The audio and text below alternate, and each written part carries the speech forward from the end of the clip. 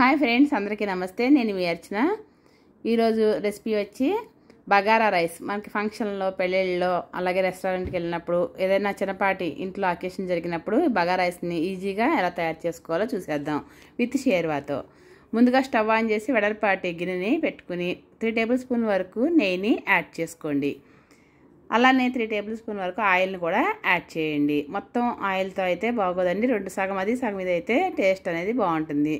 అలానే లవంగాలు, ఇలాచి, దాల్చిన చెక్క, అనాస పువ్వు, జాపత్రి, అలానే రాతి పువ్వును కూడా యాడ్ చేసుకుని షాజీరాను కూడా యాడ్ చేసుకోండి. నెక్స్ట్ ఒక బిర్యానీ ఆకును కూడా యాడ్ చేసుకుని మొత్తం అంతా కూడా బాగా ఫ్రై అయిన తర్వాత 10 నుంచి 12 వరకు పచ్చిమిర్చిని యాడ్ చేసుకుని ఫ్రై అయిన తర్వాత 1 కప్ వరకు ఆనియన్స్ని సన్నగా తరిగి యాడ్ చేసుకుని నెక్స్ట్ 1/2 కప్ వరకు టమాటోస్ని కూడా యాడ్ చేసుకుని ఇవి బాగా ఫ్రై అయిన తర్వాత ఇప్పుడు టేస్ట్కి సరిపడినంత సాల్ట్ని యాడ్ చేసి ఇదంతా కూడా బాగా కలిసే విధంగా కలుపుకోండి. ఇక్కడ మనం ఎక్కువ కారం ఏమి వేయం కాబట్టి పచ్చిమిరపకాయలు ఎక్కువగానే వేసుకోండి. అలాగే అల్లం వెల్లుల్లి పేస్ట్ని కొద్దిగా వేసుకొని ఇదంతా కూడా బాగా ఫ్రై అయ్యే విధంగా ఫ్రై చేసుకుని ఇప్పుడు నేను 2 కప్పుల రైస్కి 2.5 కప్పుల వరకు వాటర్ని యాడ్ చేశాను. ఇవన్నీ కూడా పైన మూత పెట్టి బాగా మసిలే వరకు నీరంతా కూడా మసులుతున్న టైంలో కొంచెం కొత్తిమీరను కూడా యాడ్ చేసి ఆ ఫ్లేవర్ అంతా కూడా ఈ వాటర్లోకి దిగే వరకు 2 మినిట్స్ బాగా బాయిల్ చేసుకోవాలి. 2 మినిట్స్ అయిన తర్వాత ఒకసారి మూత తీసి ఆ మరుగుతున్న వాటర్లో 1/2 కప్పు వరకు ఫ్రెష్గా ఉన్న పుదీనా లీవ్స్ని వేసుకుని 1 సెకండ్ వరకు మరిగించుకుని మనం ముందుగా నానబెట్టుకున్న ఈ రైస్లో వాటర్ అంతా కూడా డ్రైన్ అవుట్ చేసుకుని రైస్ని మాత్రం వేసుకుని ఈ రైస్ మనకి ముందుగానే నాని ఉండటం వల్ల ఎక్కువసేపు కూడా ఉడకటానికి టైం పట్టదండి, చాలా ఈజీగా కుక్ అయిపోతుంది.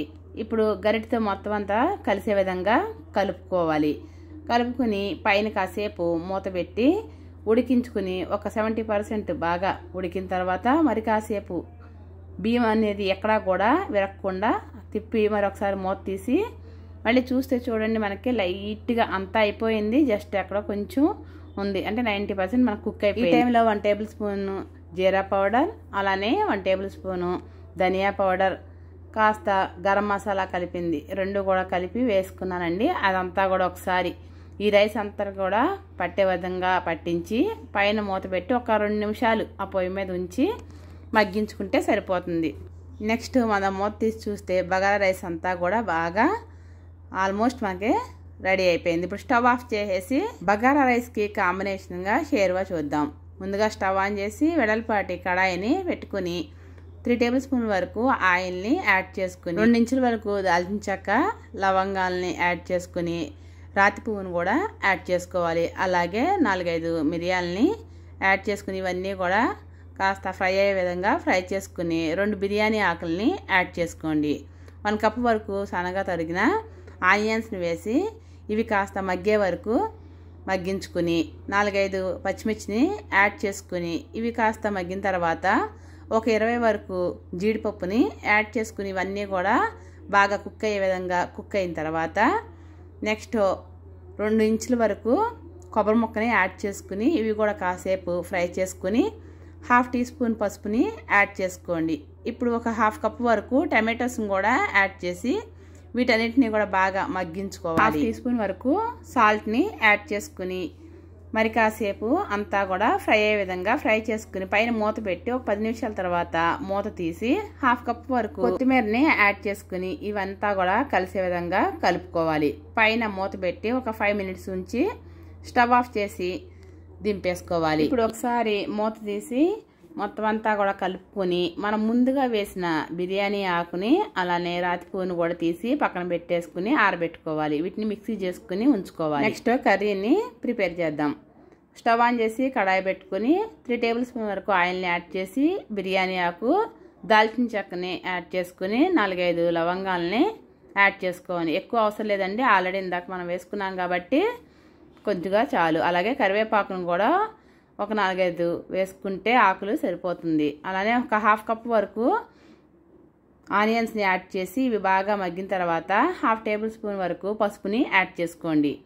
ఇవంతా కూడా బాగా గోల్డెన్ బ్రౌన్ కలర్ వచ్చే వరకు ఫ్రై చేసుకొని 1/2 కప్ వరకు పుదీనా ఆకుల్ని యాడ్ చేసుకోండి. అలానే కొత్తిమీరను కూడా 1/4 కప్ వరకు యాడ్ చేసుకుని ఇవన్నీ కూడా బాగా మిక్స్ అయ్యే విధంగా మిక్స్ చేసుకోండి. ఒక 1/2 టీ స్పూన్ వరకు అల్లం వెల్లుల్లి పేస్ట్ని యాడ్ చేసి ఇవన్నీ కూడా బాగా పచ్చివాసన పోయేంత వరకు ఫ్రై చేసుకొని 2-3 పచ్చిమిరపకాయలని సన్నగా చీలికల్లాగా వేసి బాగా ఫ్రై చేసుకోవాలి.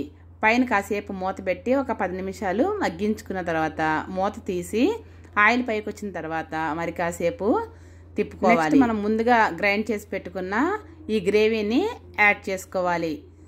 ఇదంతా కూడా బాగా గ్రేవీ మొత్తం అంతా కూడా వేసుకున్న తర్వాత ఒకసారి గరిటతో నిదానంగా తిప్పుకోవాలి. అలానే స్టవ్ను కూడా సిమ్లో పెట్టుకుంటే మనకి అడుగంటకుండా కూడా ఉంటుంది. ఇవి కాసేపు పైన మూత పెట్టి మగ్గించుకున్న తర్వాత మూత తీసి ఆయిల్ మనకి పైకి వచ్చిన తర్వాత ఒకసారి మొత్తం అంతా కలిగి తిప్పుకోవాలి.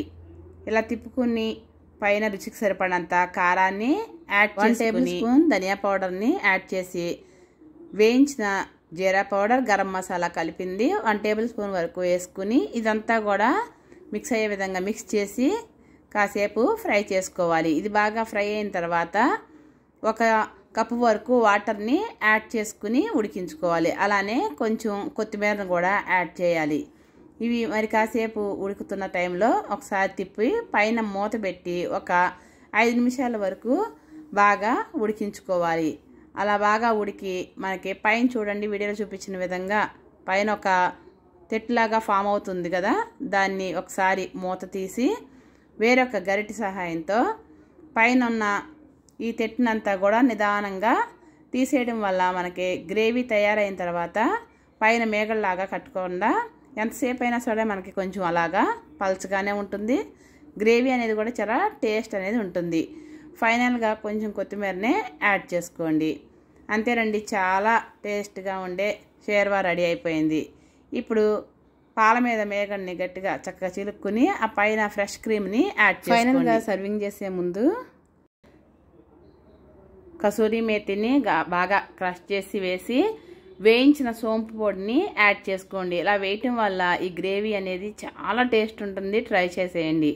లేదంటే మీరు వేయించేటప్పుడు కూడా సోంపు అనేది యాడ్ చేసుకోవచ్చు. అంతేనండి, వేడి వేడిగా మనకి షేర్వా రెడీ అవుతుంది. ఈ బగారా రైస్తో తింటే చాలా బాగుంటుంది. అలానే చపాతీ, పుల్కా ఇలా వేటితో అయినా కూడా ఈ గ్రేవీని మనం తీసుకుని వేసుకుని కాంబినేషన్గా తినాలి. ఇవి ఫంక్షన్ టైంలోనే కాకుండా పిల్లలకి లంచ్ బాక్స్లో కూడా పెట్టేయండి. చాలా ఈజీగా కూడా మనకి అయిపోతుంది.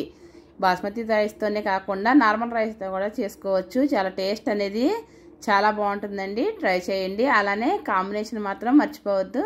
షేర్వాని ట్రై చేయండి. ఇంకెందుకు కావాల్సిన ఇంత మంచి రెసిపీని మీరు కూడా ట్రై చేసి మీకు ఎలా వచ్చిందో కామెంట్ చేయండి. అలానే నా ఛానల్ ఎవరైనా కొత్తగా చూస్తున్నట్టయితే లైక్ చేయండి, షేర్ చేయండి, సబ్స్క్రైబ్ చేయండి. మీ ఫ్రెండ్స్కి, ఫ్యామిలీ మెంబర్స్కి షేర్ చేయటం మర్చిపోవద్దు.